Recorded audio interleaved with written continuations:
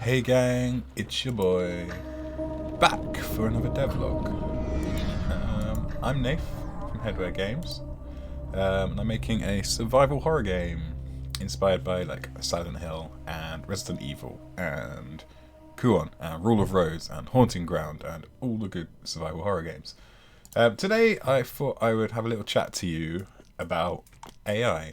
I've been reworking my AI system for about a week now. I was expecting it to take like a day or two at most, but it took ages. Originally, hold on. I will show you. I will show you exactly what I had. Select prefab asset projects. Oh, it didn't select it. Select prefab asset. So this is the new one, and this is the backup. This is the old one. Right, here we go. I had this not horrible, that's a bit mean, not great system. If we look on the right here, so if you've watched my previous devlogs, you'll know that I use Playmaker for like all of my action-y gameplay stuff. So that's what I'm using here, and this is an NPC, so we're using a nav mesh agent, which means it helps them navigate around the nav mesh in the world. But more specifically, we've got all of these FSMs, hit effects for when you're on the floor, hit effects, which is instantiates the next thing, hit effects animation, which handles the animation, health, detect player, find nav point, sync animation, set destination, attack check, attack collision, blocking player, sidestep, enable disable visibility, control, enemy noises, footstep sounds, grab check, arm rig. It's winter and everyone's got the sniffles, including me. Anyway, apologies for that. Yeah, we got loads of stuff, and it was kind of all separated into like individual things. So the attack check was always running, doing its own thing.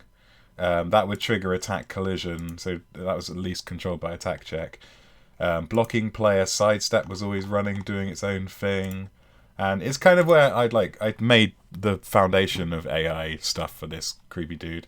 And then just kept adding things on, and it became a mess. So I redid it, and this is the new one. This is the redone one, which is actually quite similar because I salvaged most of it. But the main thing is this AI brain. So I don't know whether you've probably just, chances are you just stumbled across this video because it looked sort of interesting. This isn't a tutorial. It's kind of just like a run through of how I've been doing things. And then I'll show you how it works. You saw a bit of gameplay already. So this is the AI brain. This is like a top layer controller, basically. We've got states here. We've got like a wandering state, which when it goes into it, it stops the following, it stops the attack check, and it stops the head look, which this one, a head look's a separate FSM, but otherwise it's like stopping everything that comes under crawling. Sorry, this isn't crawling, this is falling, and then you can send crawling to it. It stops all the following stuff and switches on wandering stuff. And then, for example, when you go into crawling, it turns off wandering, turns off the attack check, which is this stuff, and tells following to stop. So this is like just keeping track of everything, basically, rather than it all being individual FSMs doing its own thing. This is designed to make sure that whenever you're going between states, by states I mean like different kind of modes that the AI is in. So you have the wandering mode, which is where they can't see the player and they're just wandering about, or the following mode, which is when they're trying to follow in on the player, the attacking mode, and then I've also got a quick attack. So this is like making sure that whenever it swaps to one of those, it's turning off all the subsystems for each one.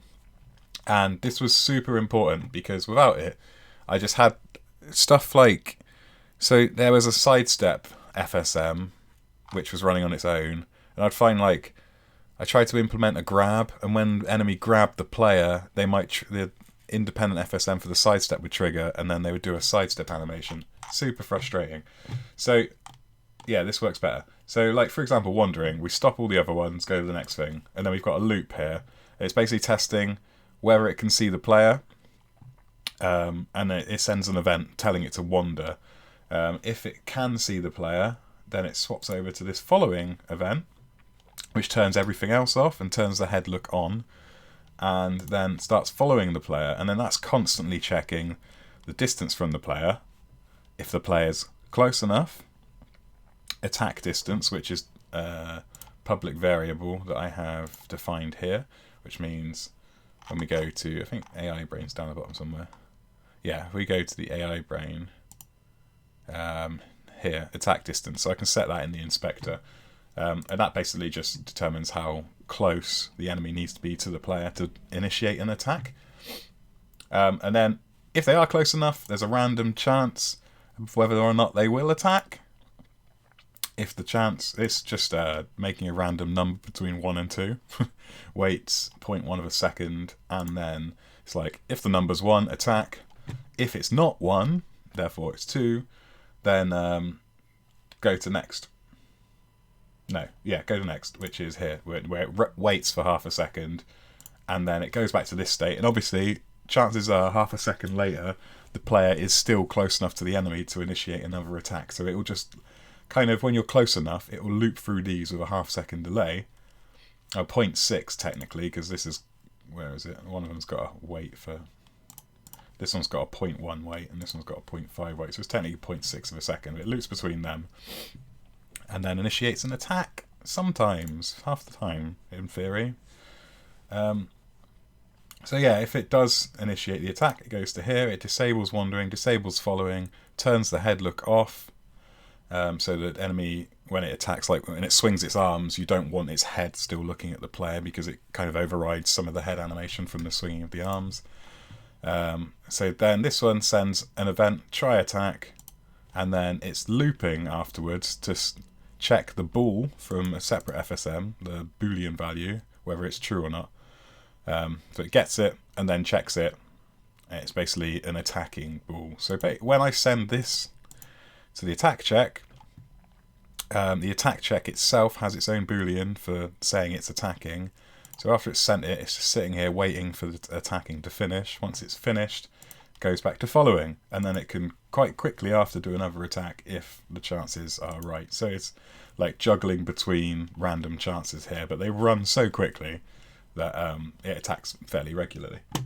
Right, so that's the top layer. To try and go into like a little bit more detail without this just being a boring video, which is probably going to be quite boring, I apologise.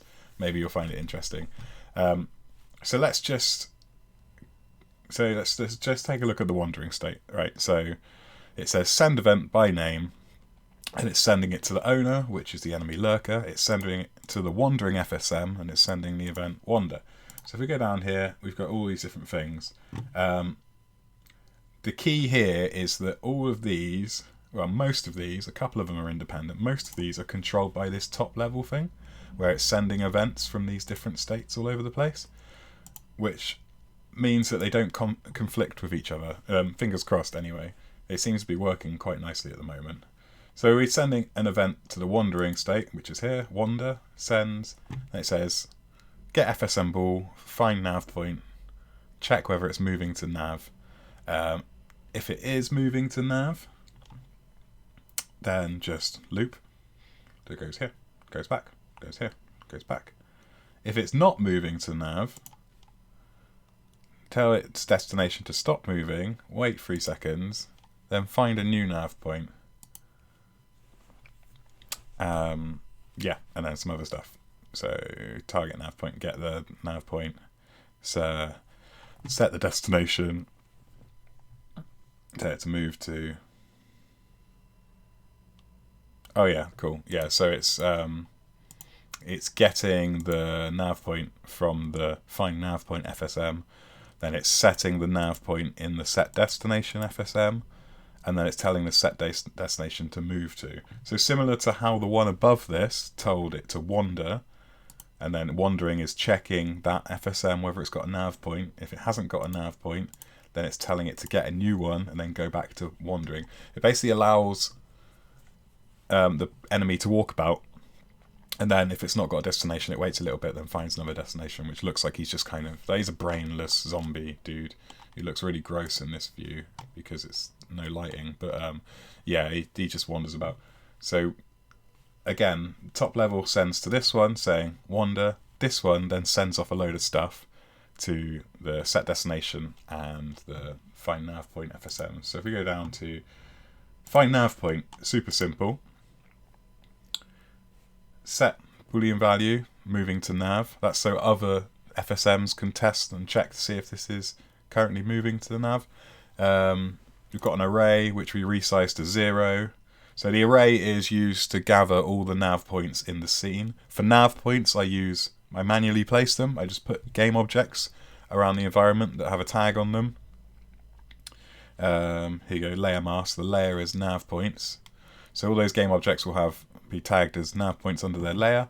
And then it just uses their position. They're just like completely empty game points. They're just reference pointers for this to find somewhere.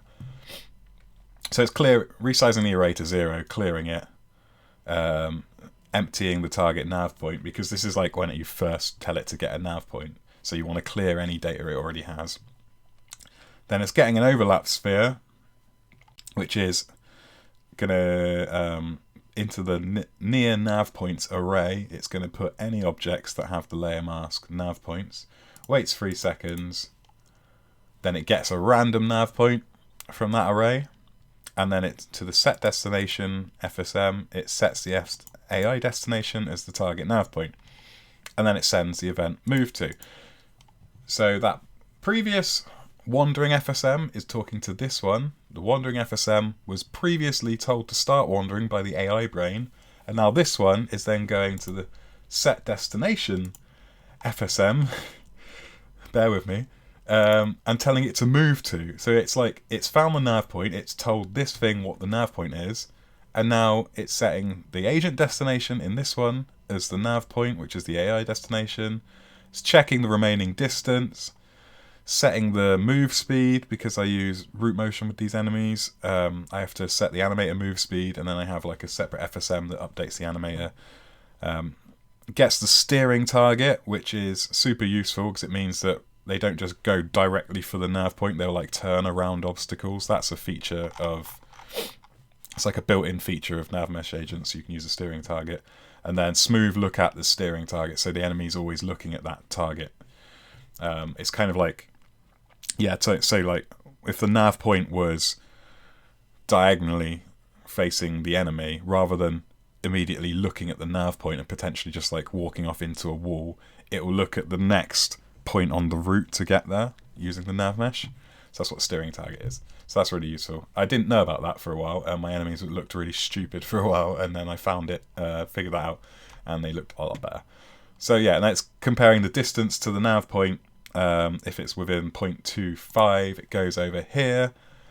And I can't remember what it does here. I think it just, oh yeah, it like puts the animated float, it damps it to 0, so it stops the enemy, but with like a damp time of 1.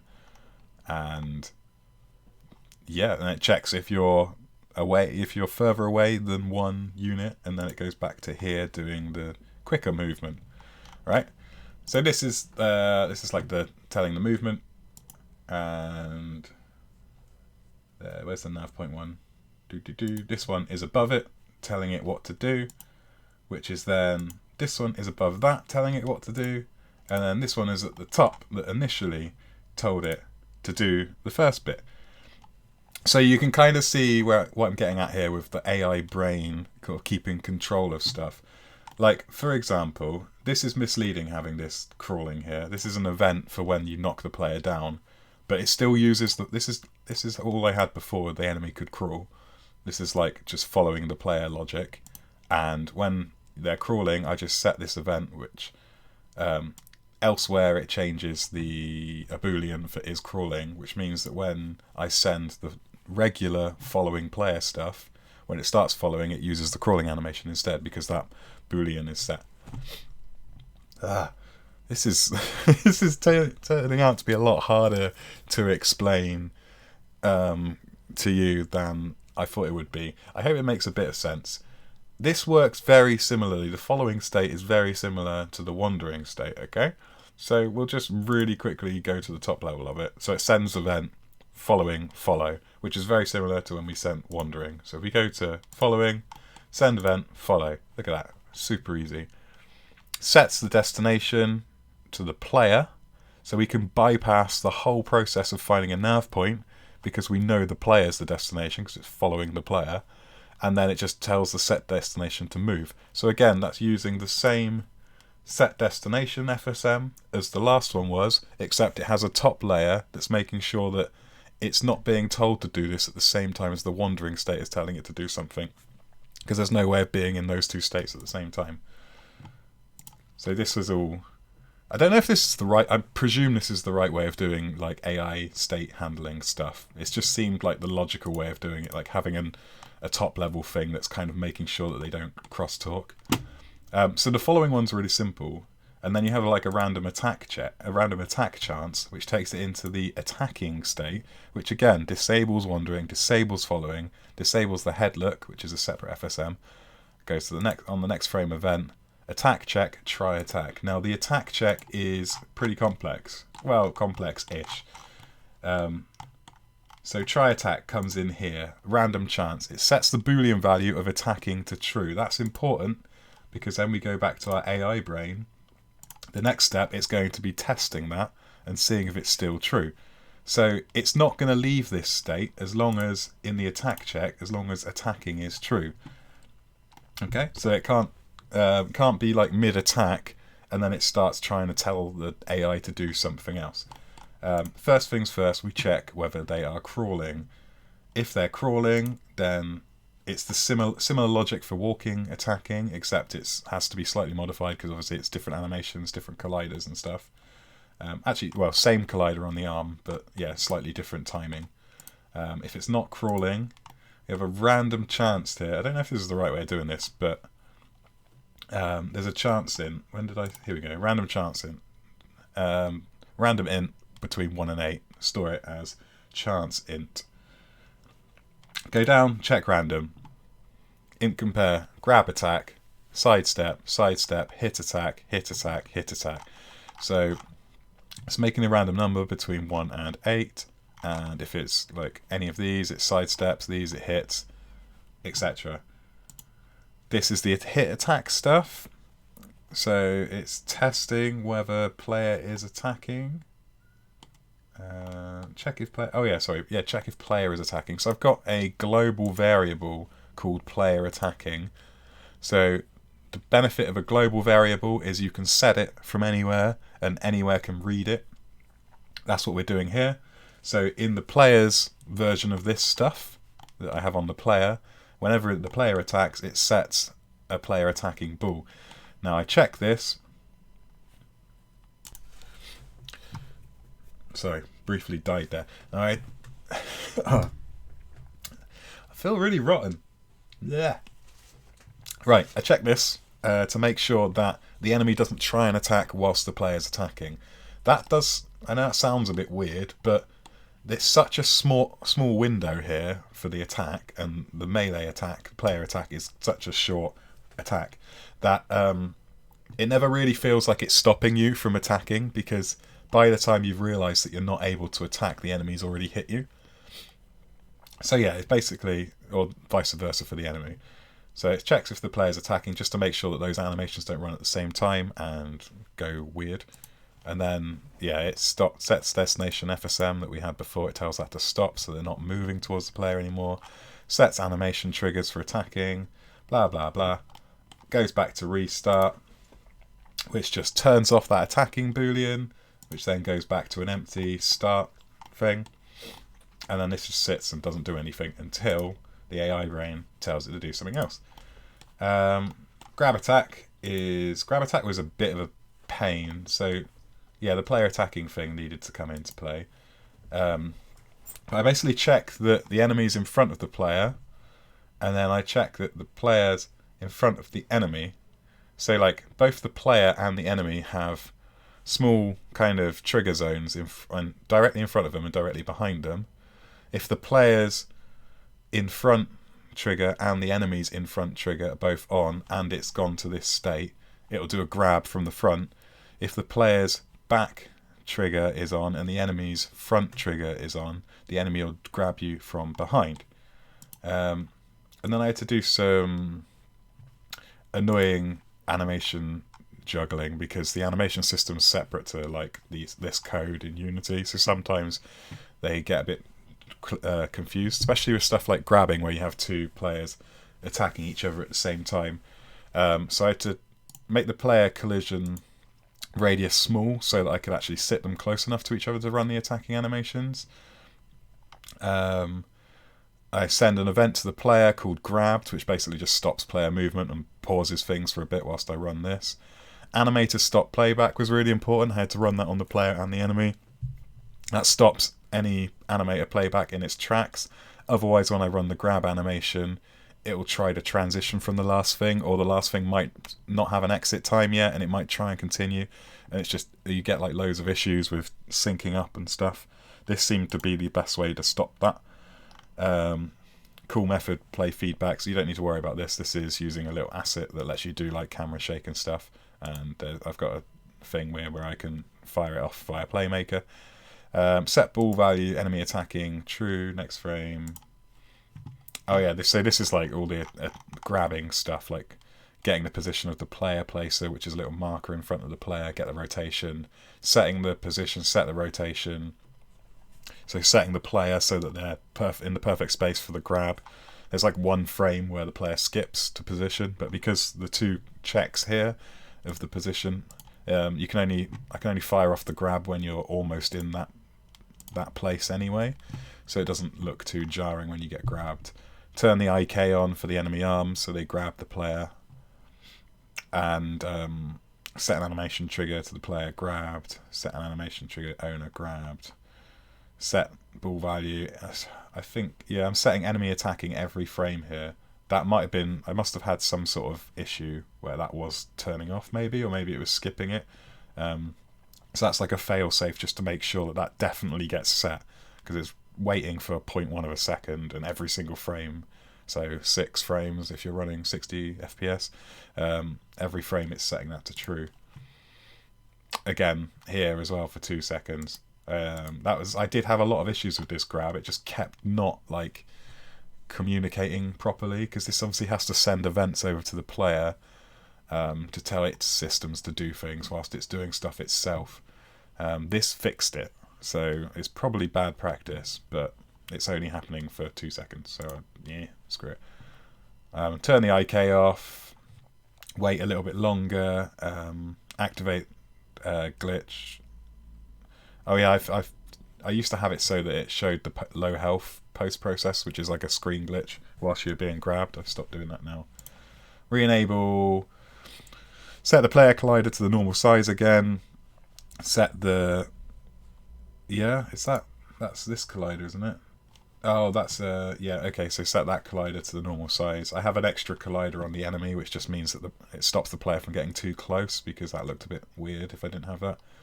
And then wait, and then go back.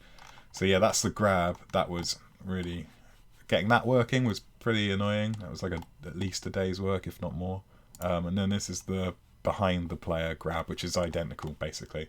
And that goes back. So I'm going into a bit too much detail here, but generally, right, the attack check is handling all of the stuff to do with the enemy that I wouldn't want. I want control of when it happens. I want to make sure I know exactly when this stuff is happening. Like the sidesteps in here as well. Because otherwise, when the sidestep was its own thing, it was like triggering that whilst the enemy was getting hit, for example, and it wasn't sure which animation to play, or it would try and blend the animations, which didn't always look good.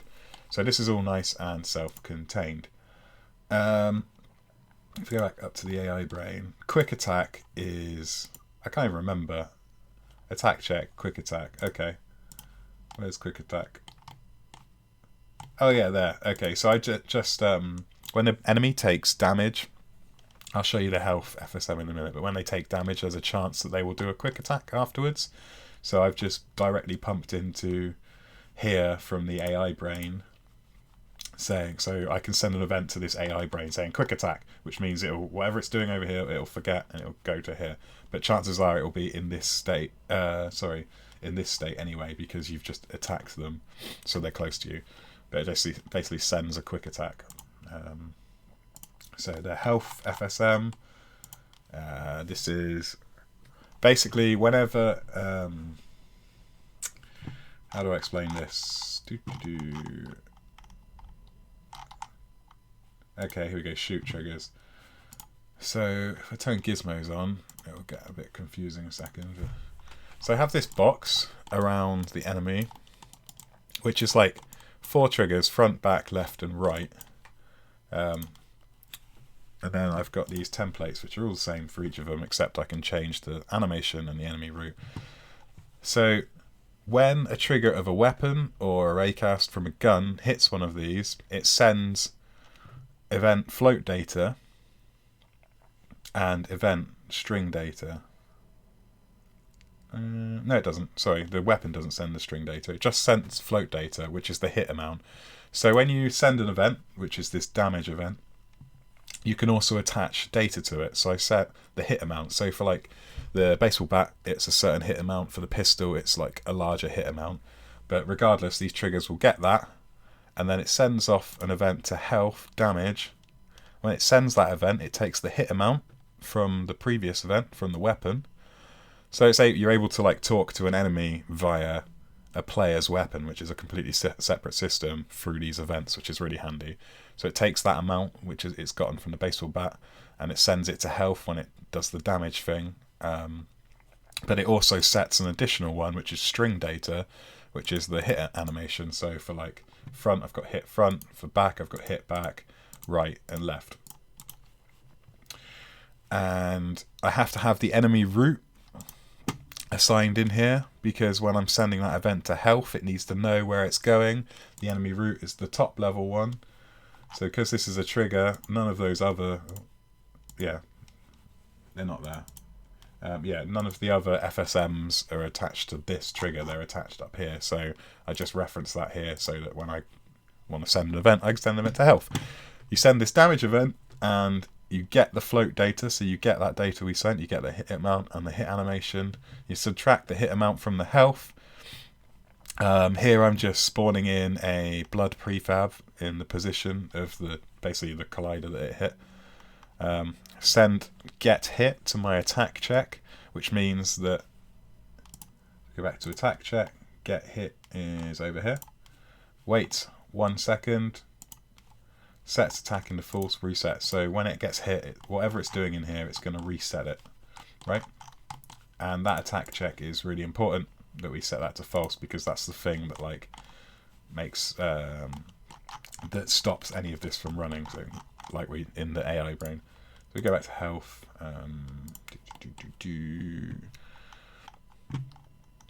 A lot of this talking through this is actually just going to be like future Nath is going to really appreciate this video. It's dragging a bit now. It's almost half an hour again. Jesus, I waffle. I'm sorry, guys. Sorry. I'm so sorry. Set destination, get hit. Attack check, attack collision, get hit. Enemy noises, get hit. So it's sending off a bunch of events which all have the same delay.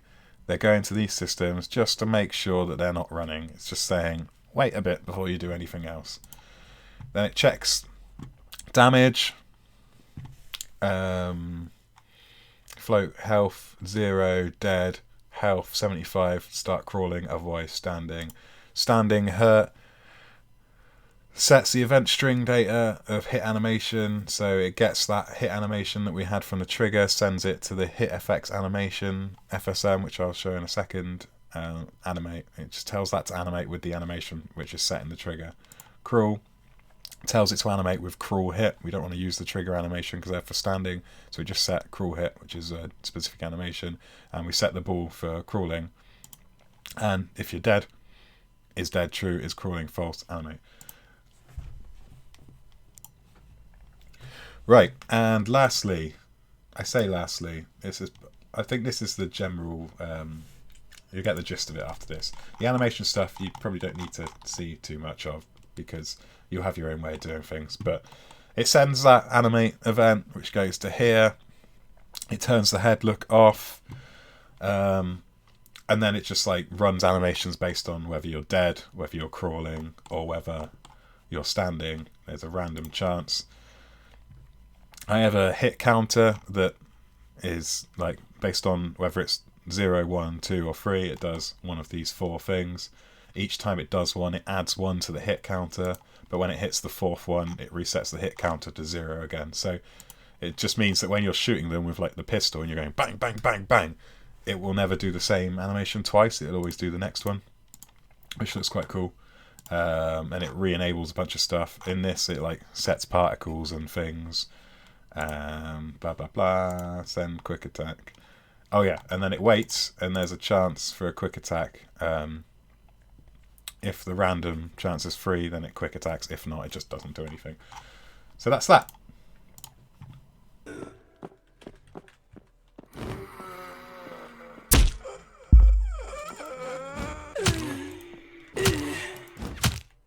Die. Die. Can I still kick you? Yeah, I can still kick you. Yeah.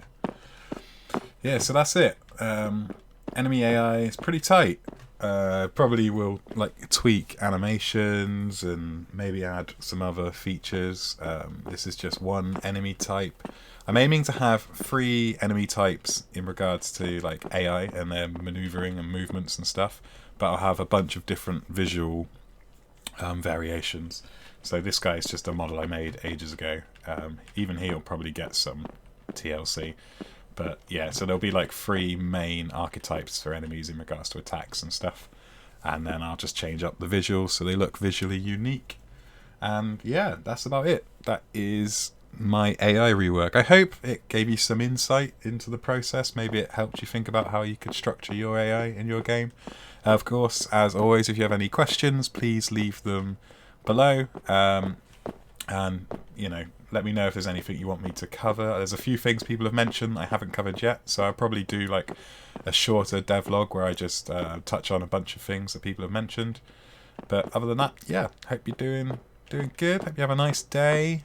Happy Christmas and all that. It's coming up, or whatever you celebrate. And yeah, please subscribe, like the video, ring the bell, all that stuff. Thank you very much. Goodbye, goodbye, goodbye.